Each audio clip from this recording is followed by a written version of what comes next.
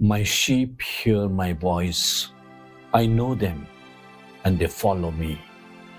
Gospel of St. John, chapter 10, verse 27.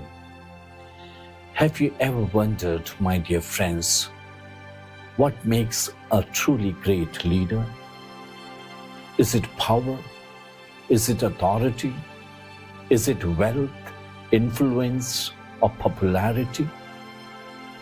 The world often measures greatness by the number of people who follow a leader. But Jesus measures greatness differently. He measures it by love, sacrifice, and compassion. And that is why Jesus calls himself the Good Shepherd. A shepherd is not merely someone who walks ahead of the flock. A shepherd knows every sheep by name. He protects them from danger. He searches for those who are lost. He carries the weak. He heals the wounded. He never abandons his flock. This is the image Jesus gives us of true leadership. In today's world, my dear friends, we desperately need shepherds. We need bishops, priests, religious, parents, teachers, and leaders who reflect the heart of Christ.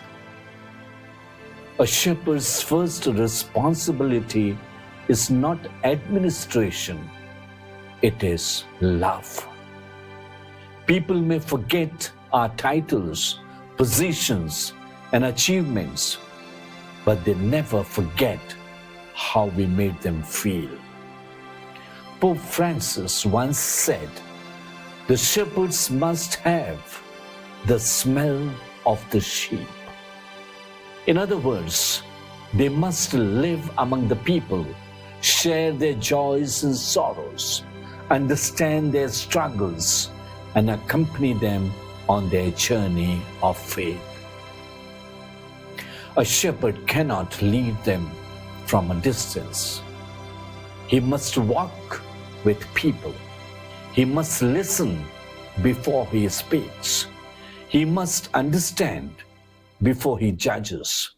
He must serve before he expects to be served. This is especially true of bishops and priests. They are called to be visible signs of Christ, the Good Shepherd.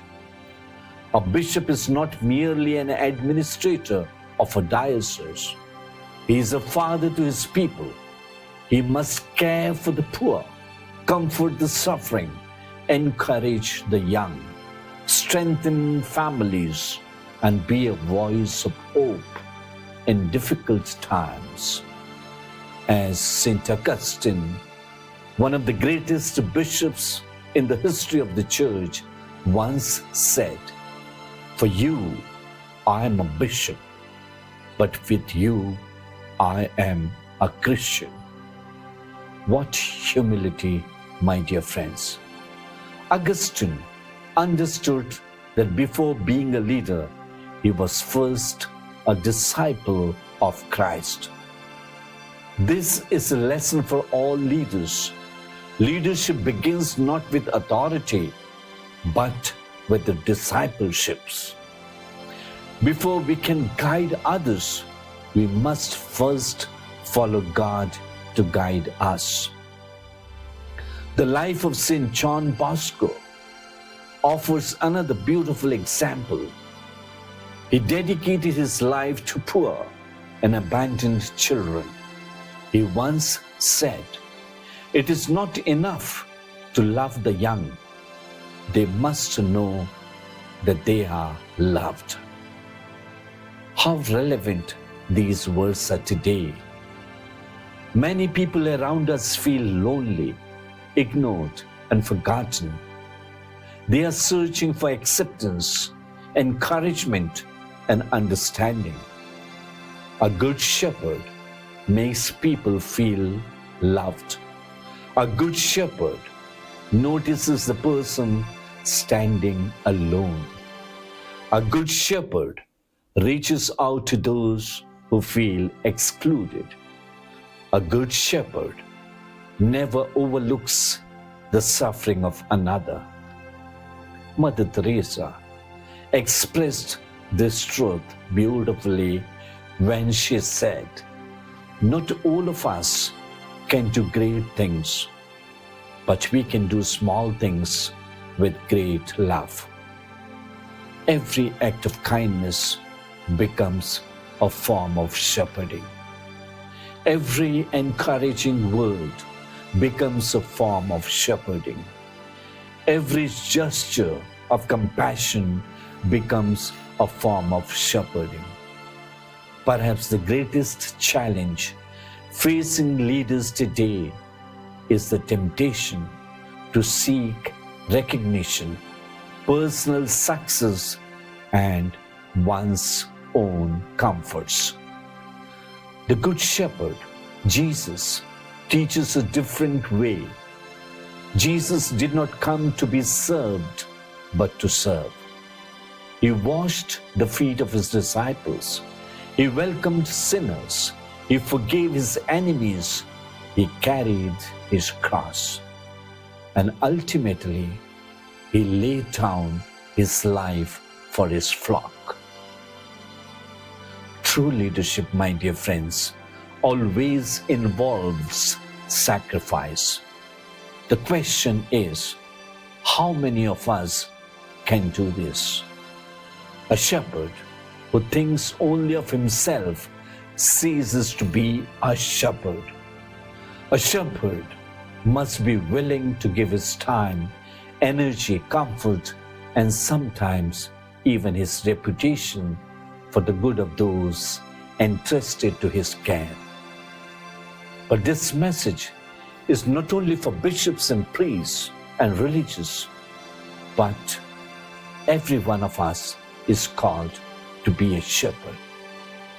Parents are shepherds of their children. Teachers are shepherds of their students. Employers are shepherds of their employees. Older siblings are shepherds of younger ones. Every Christian is called to guide others toward goodness, truth, and love. How can we become better shepherds in our daily lives? First, learn to listen. People today need listeners more than advisors. Second, be compassionate. A little kindness can heal wounds that are invisible to the eye. Third, pray for others. A shepherd carries his people not only in his heart, but also in his prayers. Fourth, seek the lost. Reach out to those who are discouraged, forgotten, or struggling in life. Finally, my dear friends, lead by example. People are inspired not only by perfect leaders, but by authentic ones. As St. Francis of Assisi reminds us, preach the gospel at all times. When necessary, use words. Our lives should be living sermons. As we conclude, my dear friends, let us ask ourselves, whom has God entrusted to my care? Am I leading them closer to Christ? Do people experience God's love through my words and actions? Do I serve others with humility and compassion? The world does not need more powerful leaders. It needs more holy shepherds. It needs people who lead with courage, serve with humility, forgive with generosity, and love without limits. May Jesus, the Good Shepherd, help us to become instruments of His mercy and compassion. And may every bishop, priest, parent, teacher, and Christian survive to lead not with power, but with the heart of Christ. For the greatest shepherd is not the one who gathers the largest crowd, but the one who brings the most souls to God.